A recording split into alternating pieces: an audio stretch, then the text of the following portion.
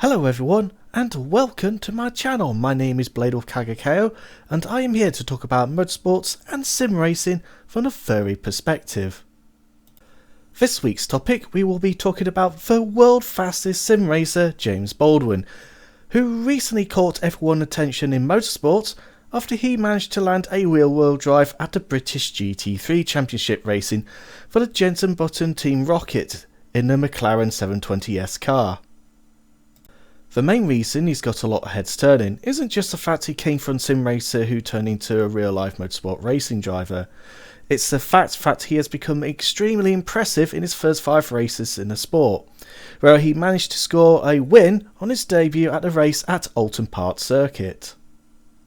In his most recent race at Brands Hatch, when he was the driver to start the race for his team, he managed to pull a massive 26 seconds ahead in the first hour of his stint until the safety car came out that closed the field. In the end, after they changed drivers after a long pit stop, they ended up losing a couple of places, but despite that, they still managed to make the way to finish second in that race. But that's not all. He also has 2 pole positions to his name, which is mighty impressive considering his background. He could have even got a 3rd pole position after in his first race at Oulton Park, where he unfortunately did a minor infringement, but did set the fastest time in the race before the penalty applied,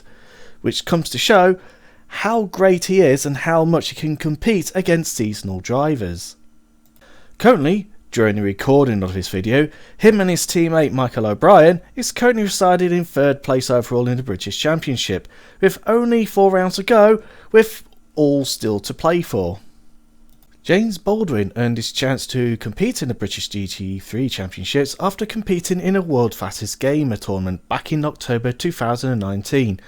where he battled with 9 other gamers in a 10-day tour in Las Vegas and managed to win the tournament, where he raced on various tracks online in front of a judging panel that included 2 Formula 1 racing drivers,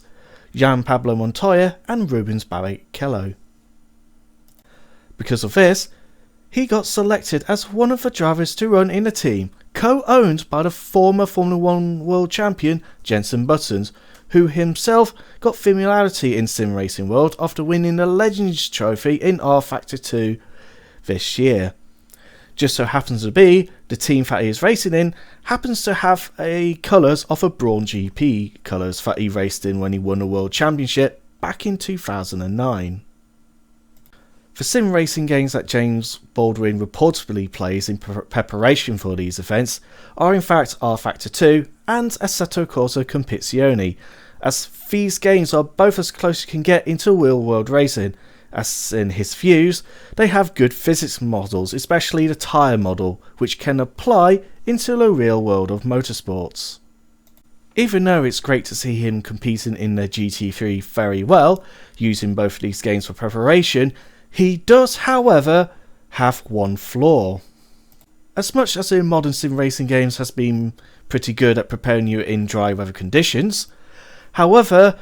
there's hardly any games that has quite nailed the wet weather physics just yet,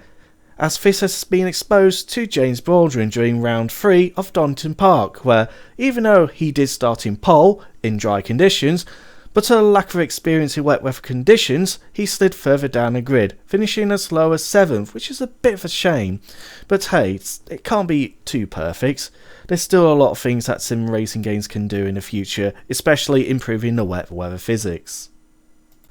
Despite this, there has been a lot of promise within him, and I have to admit, even I have become a huge fan of him, and is very proud of his efforts and achievements he has done considering his background, inspiring others to follow into his footsteps by taking the sim racing route into real world racing. But James was not the first sim racer who made a jump into real world of motorsports. All the way back in 2012, Jan Mardenborough won the GT Academy in Gran Turismo tournament, where he is now currently competing in their Super GT in Japan. I think it is great to hear a story like this, where it is possible to take another route into motorsports by going through the sim racing route. especially considering that the usual way to climb a ladder in motorsports usually takes a lot of time, effort and a lot of expense, requiring you to get enough sponsorship to help you through the seasons and going up through the categories, which has been an issue with even the most talented of racing drivers down the lower categories, where sometimes you have to rely on luck to get picked up by teams who can take you through their academies to work your way up the grid. My final thoughts on this is that it's no secret that during the pandemic that the popularity of sim racing has exploded with a lot of interests, where people are willing to invest time and money, like getting steering wheels and pedals as well as a decent seat,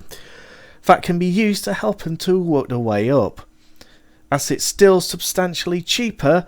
than going through the traditional route, and hopefully like this we'll see more people probably coming through by going through the sim racing route.